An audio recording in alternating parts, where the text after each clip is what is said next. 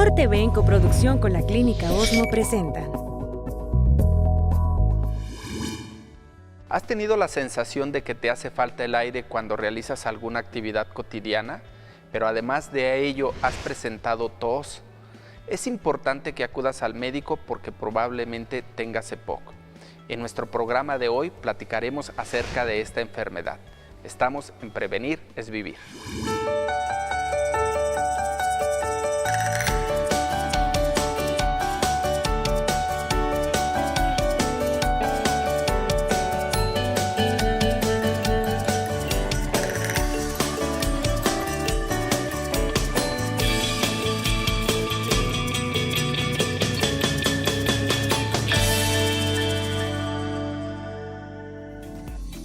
Al tomar aire, los pulmones transfieren oxígeno al torrente sanguíneo para que se propague por todo el organismo. De igual manera, el dióxido de carbono está en la sangre y debe ser desechado con regularidad. La enfermedad pulmonar obstructiva crónica o EPOC afecta al sistema respiratorio porque provoca dificultad para aspirar y da sensación de cansancio. Hay dos fenotipos principales: bronquitis crónica, que ocasiona una tos prolongada con moco, y enfisema, que implica un daño a los pulmones a largo plazo. La mayoría de las personas con la enfermedad pulmonar obstructiva crónica tienen una combinación de ambas afecciones. Algunos síntomas comunes son falta de aire, tos, mucosidad abundante que no desaparecen fácilmente o fatiga. De ahí la necesidad de consultar al médico y realizar una prueba respiratoria denominada espirometría, que mide la obstrucción de las vías aéreas. No hay ninguna cura, sin embargo es prevenible y tratable. En tu programa Prevenir es Vivir, los especialistas ofrecerán mayor información sobre este padecimiento.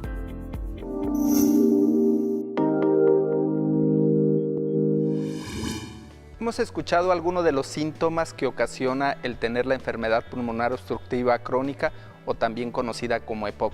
Pero para hablar más acerca de ello y de los factores de riesgo, así como tratamiento, hoy nos acompañan dos neumólogos, la doctora Andrea Colli y el doctor Ernesto Guzmán. Bienvenidos, doctores. Muchas gracias. Gracias por acompañarnos. Doctora, ¿nos podría platicar acerca de qué es el EPOC? Bueno, EPOC, por sus siglas, significa enfermedad pulmonar obstructiva crónica. La EPOC es una enfermedad respiratoria. Sin embargo, puede tener más manifestaciones extrarrespiratorias dentro de otros órganos. Como bien decían en la cápsula, es una enfermedad que puede ser prevenible y que es tratable. Esta enfermedad se caracteriza por una limitación al flujo de aire, es decir, el paciente puede meter aire con facilidad, pero en el momento de sacar el aire, los bronquios están disminuidos de calibre, tienen un calibre menor al normal y entonces el aire sale con dificultad, provocando toda la serie de síntomas que el paciente manifiesta. Esta es una enfermedad que a veces es más predominante en las personas mayores de 60 años, ¿sí? Y que tiene varios factores de riesgo.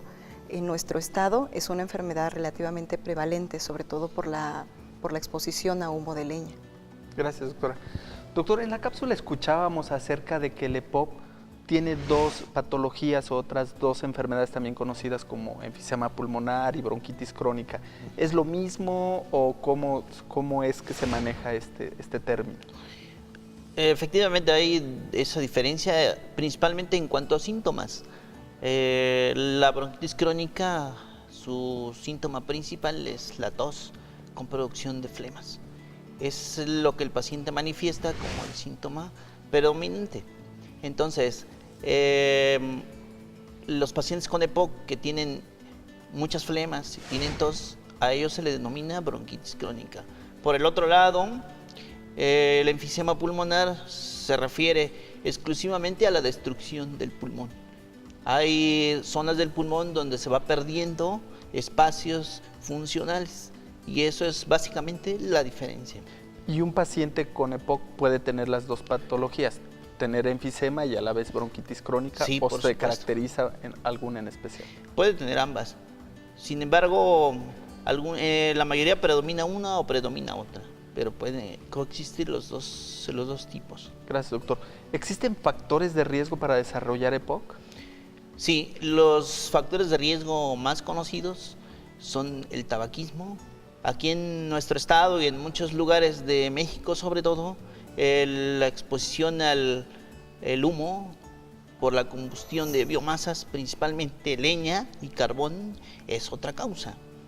Pero también hay otros, la exposición a solventes, irritantes, humos, químicos que pueden existir en un ambiente laboral, también pueden ser una causa. ¿La edad sería un factor de riesgo, antecedentes familiares, la herencia puede ser algún factor de riesgo? Sí hay una tendencia para desarrollar EPOC en pacientes que tienen antecedentes familiares. No es algo tan bien definido, sin embargo, sí existe esa posibilidad. Gracias, doctor. ¿Cuánto tiempo debe de estar fumando un paciente o fumó para poder desarrollar EPOC, doctora? Bueno, nosotros podemos calcular el índice tabáquico de una persona en base a los datos que nos proporciona los años que lleva fumando y el número de cigarrillos que ha fumado. Y en base a eso podemos calcular el riesgo que tiene. ¿Y cuáles son los trabajos que sí son un factor de riesgo para desarrollar EPOC, doctor? Por ejemplo, los herreros, ¿no? Los trabajadores de mina que están expuestos al polvo mineral, los trabajadores que usan químicos, solventes, como carpinteros, también mecánicos. Estos trabajadores son, digamos, de los que más frecuente vemos con riesgo para desarrollar la enfermedad. Y obviamente en Oaxaca las personas que todavía tienen en su casa el uso para realizar las tortillas o los alimentos con el uso de leña y de carbón. Así es. El factor de riesgo en este aspecto de exposición ocurre principalmente en las cocinas rurales, donde se utiliza la leña para cocinar y que están en un área encerrada, principalmente donde no hay ventilación. Gracias. Doctora, ¿cuáles serían los síntomas iniciales que una persona puede detectar de que está presentando EPOC? Bueno, la enfermedad puede llegar a presentar diferentes manifestaciones. Hay 3 datos que son como los más habituales: tos, flema y falta de aire. La tos por la enfermedad de EPOC habitualmente es una tos que predomina más en la mañana, pero el paciente puede estar tosiendo todo el día. Además, la inflamación que se produce dentro de sus pulmones provoca que estén produciendo constantemente flemas. Y la flema habitualmente es una flema que no tiene características infecciosas, a menos que el paciente, además de EPOC, en ese momento se infecte.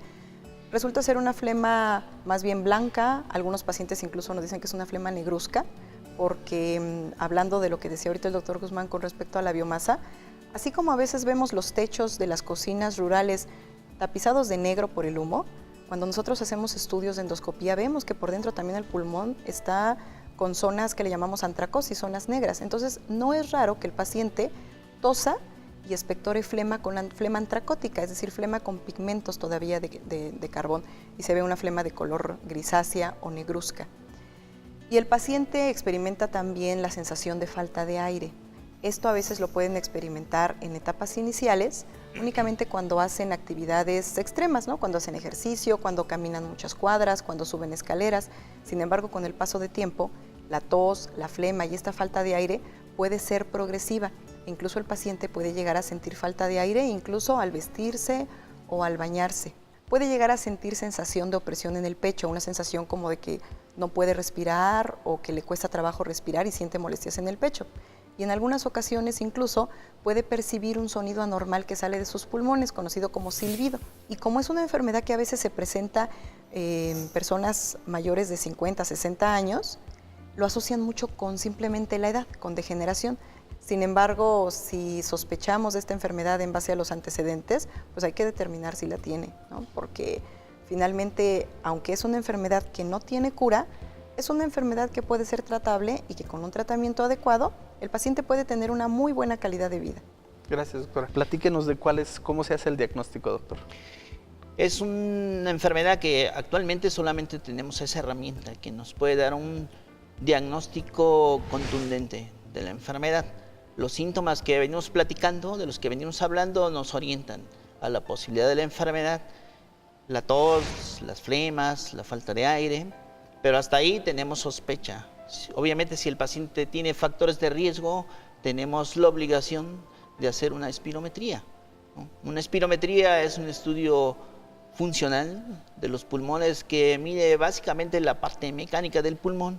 Consiste en soplar repetidas veces en un aparato que va conectado a un ordenador y nos mide la cantidad de aire que movilizan los pulmones. La combinación de algunos resultados de la espirometría es lo que nos da el diagnóstico. ¿Y el diagnóstico, doctora, realizándose la espirometría, determina el daño que tienen los pulmones? Sí, la espirometría nos sirve para diagnosticar si un paciente tiene EPOC y también para conocer el grado que tiene de la enfermedad. Evidentemente, pues hay que hacer diagnósticos diferenciales con otras enfermedades, entonces pues a veces les pedimos, además de la revisión y del interrogatorio, pues es prudente hacerse radiografía de tórax, a veces algunos estudios de sangre, pero como bien dice el doctor Guzmán, la forma correcta de diagnosticar EPOC es con una espirometría, porque a veces hay pacientes que están incluso ya tratados o diagnosticados con este tipo de enfermedad y a veces se trata de otro tipo de enfermedad. Recordemos que también existe asma en las personas mayores, ¿no? O puede tratarse de otra enfermedad respiratoria diferente, como fibrosis pulmonar, etcétera. Entonces, la espirometría es la herramienta fundamental. Con ese estudio podemos confirmar si se trata de EPOC, saber el grado que tiene el paciente a través del estudio y en base a eso, ahí mismo podemos iniciar el tratamiento. Gracias, doctora. Doctor, este estudio de espirometría, ¿quiénes lo realizan? ¿Lo realiza cualquier médico o en realidad tienen que ir con el especialista? Lo ideal es que acuda con los especialistas, en este caso neumólogos. Este estudio, para que sea un estudio útil, tiene que reunir criterios de calidad y eso es lo que en algunos casos no vemos cuando lo realizan otro tipo de médicos. Es por ello que es importante que acudamos siempre con los especialistas y sigamos las indicaciones que ellos nos den en ese momento. A continuación, vamos a un corte promocional.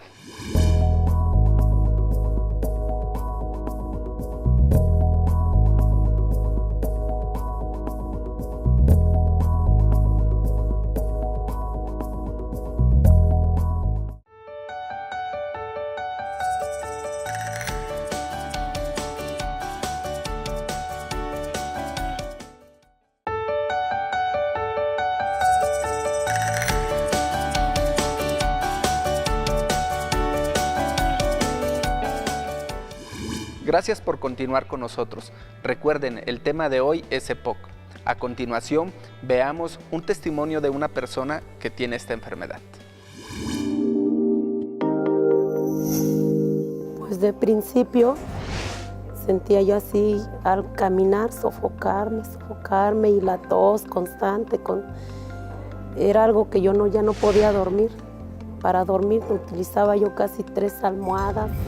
Y pues me estuvieron tratando mucho tiempo, pero no, siempre me decía el doctor que era asma y a muchos estudios, pero nunca dio en sí mi problema que era.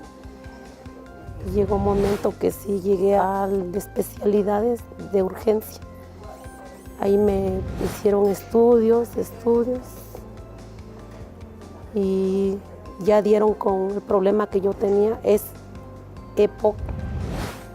Es una enfermedad pulmonar obstructiva crónica y es algo que al caminar,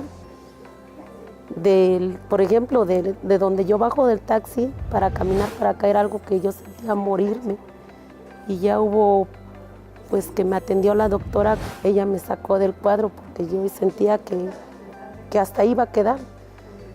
No, gracias a Dios me metieron a la clínica de investigación, me sometí a muchos estudios y ahorita pues he ido muy bien con el tratamiento que me han dado. Cuando me dijeron que era EPOC, yo decía, ¿qué es EPOC? Le decía a la doctora, ¿qué es EPOC? Ya me empezó a explicar bien qué era, pues sentía morir. Yo en ese momento le decía a la doctora que me operara, que yo quería los pulmones nuevos. Pero me dijo ella que no, que era imposible porque había en espera millones y millones de pacientes. Y no, pues me fui, ahora sí ya me fue tratando más y más. Y pues gracias a Dios aquí estoy con los tratamientos que ellos me han dado, me han brindado. Pues ahorita me siento pues mucho mejor. Como yo estaba, yo ya hago porque antes nomás era de estar en la casa, un poquito barría yo, me cansaba yo, me sentaba yo y así. Y no, ahorita yo ya hago mi quehacer normal. Claro que tampoco debo de abusar porque pues, estoy propensa a un paro respiratorio, pero mis actividades normales.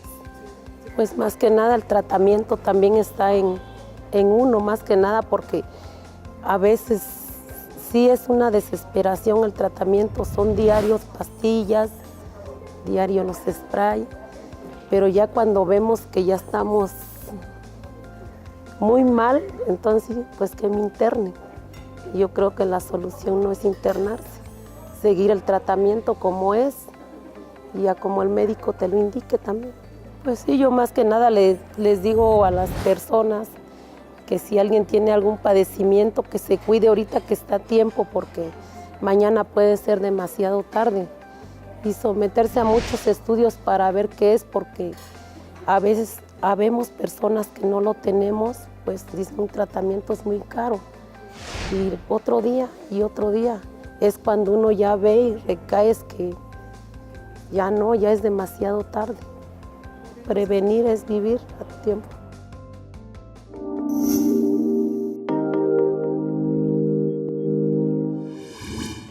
Como hemos escuchado a Reina, la importancia de acudir al médico y sobre todo al especialista en forma oportuna, así como apegarse al tratamiento para tener un mejor pronóstico de esta enfermedad.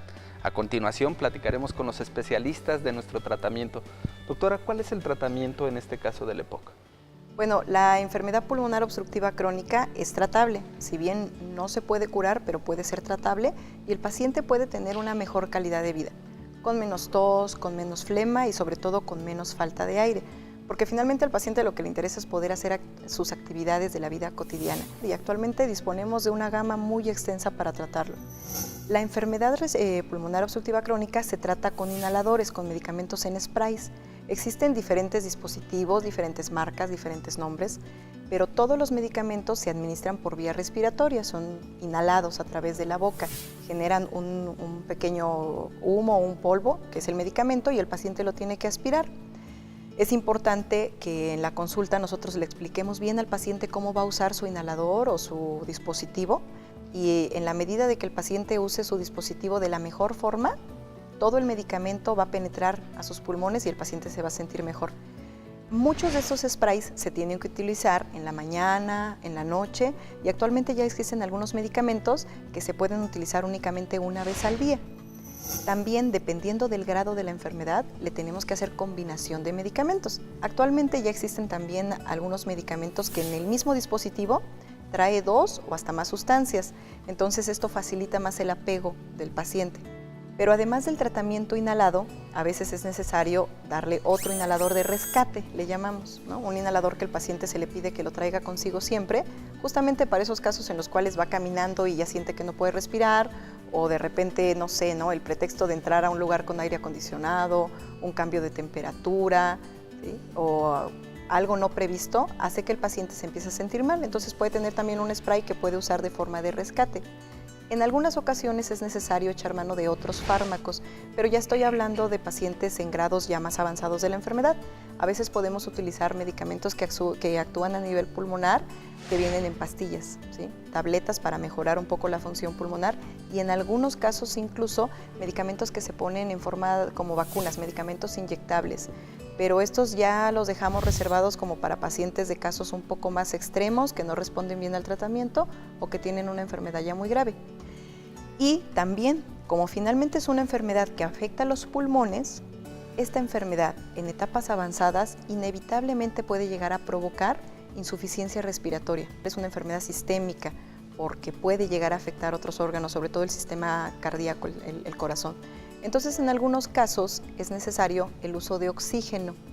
Habitualmente, la recomendación internacional es que un paciente con EPOC que ya no tiene buena oxigenación utilice el oxígeno alrededor de 16 horas diarias dentro del día y la noche.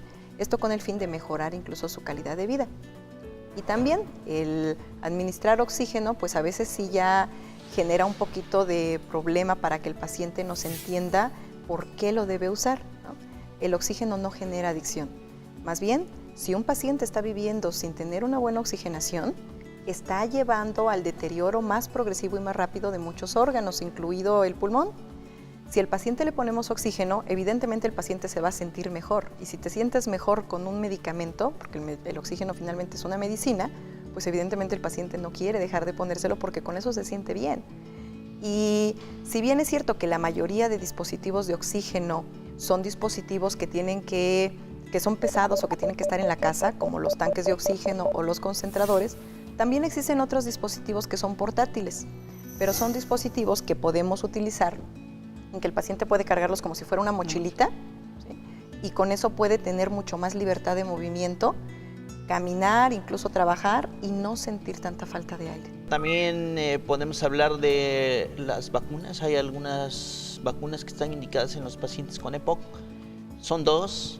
La vacuna contra influenza estacional que se aplica cada año y la del neumococo. Estas vacunas lo que hacen es reducir la frecuencia de exacerbaciones o descompensaciones de la enfermedad, reducen el riesgo de hospitalización y a la larga también eso disminuye el riesgo de mortalidad. ¿Cuáles serían los cuidados que un paciente con EPOC debería de tener para evitar precisamente que tenga exacerbaciones? Hay pacientes que usan el tratamiento temporalmente, lo usan una semana, un mes, 2 meses, lo suspenden, no le dan seguimiento al tratamiento.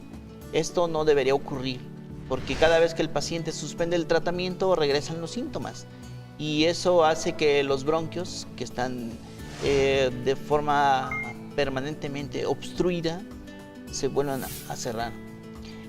Aparte del tratamiento que debe haber un apego adecuado, debe evitar los cambios bruscos de temperatura, estar en temperaturas extremas y una recomendación que es muy importante es tratar de evitar el riesgo de infecciones respiratorias, que es lo que más frecuentemente descompensa la enfermedad.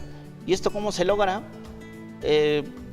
Teniendo cuidado, ¿no? Medidas de protección, evitar estar cerca de personas enfermas de vías respiratorias. ¿Existe la posibilidad de que este paciente mejore su calidad de vida yéndose a vivir a nivel del mar o hay algunas otras estrategias que se puedan ocupar?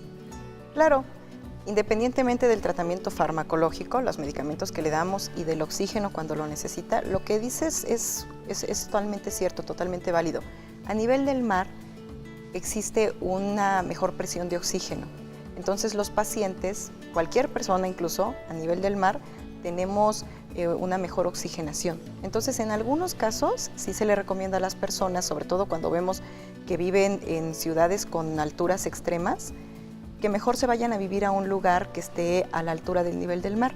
Esto va a hacer que no necesiten usar tanto oxígeno o en algunos casos, incluso yo he tenido pacientes que, por ejemplo, en la ciudad de Oaxaca utilizan 1 litro de oxígeno, se van a vivir al nivel del mar y ahí no necesitan utilizar el oxígeno. Es por esta razón, es algo relacionado con la presión atmosférica. Además de esto, también existe un programa que se llama rehabilitación pulmonar y que todos los pacientes neumópatas y los pacientes con EPOC evidentemente deben de llevarlo. La rehabilitación pulmonar es un programa multidisciplinario que está enfocado precisamente a mejorar la calidad de vida. Son ejercicios de respiración y ejercicios que nos ayudan a mejorar el tono muscular de brazos, el tono muscular de piernas, específicamente cuádriceps, y el tono del diafragma. Gracias, doctora. Doctor, aparte del tratamiento médico, ¿la nutrición juega un papel importante para el tratamiento del EPOC? Definitivamente. La doctora mencionaba previamente que los pacientes empiezan a perder masa muscular y sobre todo fuerza muscular en algunos grupos musculares específicos. La nutrición inadecuada acelera esa pérdida de masa muscular que al final de cuentas repercute en la fuerza que el paciente necesita para respirar. La nutrición debería ser vigilada, idealmente por un nutriólogo. Eso no siempre es posible, sin embargo, las recomendaciones es que el paciente tenga una alimentación balanceada.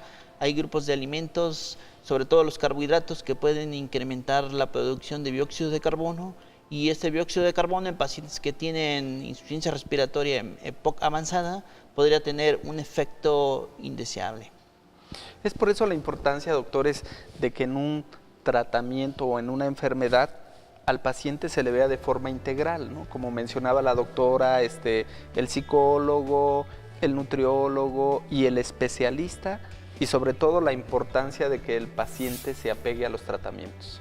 Sí, es correcto. En algunas ocasiones, a veces también el cardiólogo tiene que entrar, ¿no? El tratamiento y el manejo de un paciente con EPOC es multidisciplinario. Gracias, doctora. Es importante que ante cualquier cambio pequeño que ocurra en tu organismo, acudas al médico y lo más importante, que sigas sus indicaciones. A continuación, acompáñanos a ver la sección La Voz del Público. Mi pregunta es sobre la garganta. Siempre yo he tenido una tos muy fuerte. Me han dicho que es por el anafre, por el polvo, pero que es una alergia. Se me quita un tiempo y vuelve otra vez. Es esa mi pregunta al especialista. ¿Qué podría yo hacer? Mi pregunta para el especialista es: ¿cómo puedo evitar enfermedades en la vía respiratoria? Doctora, ¿nos podría responder la primera pregunta? Sí, bueno, la tos es uno de los síntomas principales de cualquier enfermedad respiratoria, ¿no? O sea, si a veces nos preguntan, ¿no?, ¿por qué tengo tos? Bueno, vienen a mi mente 30 diferentes entidades, por lo menos. Con el neumólogo, ¿no?, para saber. Para saber. Dependerá mucho, como decíamos al inicio del programa, de los factores de riesgo, ¿sí? Por ejemplo, esta persona nos decía, me han dicho que es por el anafre. Entonces yo supongo que es una persona que constantemente está expuesta al humo de biomasa, entonces seguramente sí puede tener una enfermedad respiratoria de este tipo. Sin embargo, pues lo prudente es primero hablar con el paciente, hacerle un interrogatorio, ¿no?, conocer qué factores tiene, si fumó, si cocinó con leña, si ha viajado a otros lugares, si ha estado expuesto a cuevas, su actividad laboral, nos es sumamente importante su actividad laboral, revisarlo, ¿sí?, hacerle una buena exploración física y en base a eso poder orientar nuestro diagnóstico hacia determinada enfermedad. Y ya echaremos mano, como decíamos, si lo consideramos, pues a lo mejor una radiografía de tórax o a lo mejor un estudio de espirometría o incluso algún otro estudio. Pero es muy importante la evaluación médica. Gracias, doctora. Doctor, ¿cómo podría evitar una persona enfermarse frecuentemente de las vías respiratorias? Es un poco complejo todo este problema respiratorio. Tiene que ver muchas veces con el grupo de edad del que estamos hablando. Los niños pequeños, por ejemplo, lactantes, preescolares, en ellos obviamente no deben faltar sus vacunas porque es una buena medida para prevenir no solo enfermedades respiratorias, sino enfermedades de diferentes tipos. En los adultos arriba de 50 años están indicadas las vacunas que habíamos comentado previamente, sobre todo influenza y neumococo, que es lo que nos hace prevenir enfermedades. Y evitar cambios bruscos de temperatura. Eso es importante. Los cambios bruscos de temperatura pueden ser un detonante de la exacerbación en el caso del EPOC. Les agradecemos, doctores, Gracias. estar con nosotros. Muchísimas gracias por acompañarnos. Gracias. Recuerda, es muy importante acudir al médico para que diagnostiques de forma oportuna una enfermedad. Los pacientes que sufren la enfermedad pulmonar obstructiva crónica necesitan energía extra para poder respirar. Hacer ejercicio ayuda a mejorar su respiración, pero es muy importante que lo hagan bajo supervisión médica. Los especialistas nos platicaron acerca de las opciones de tratamiento y de acudir al especialista para que de forma oportuna, a través de una espirometría, te hagan el diagnóstico. Te esperamos en nuestro siguiente programa. Recuerda, prevenir es vivir.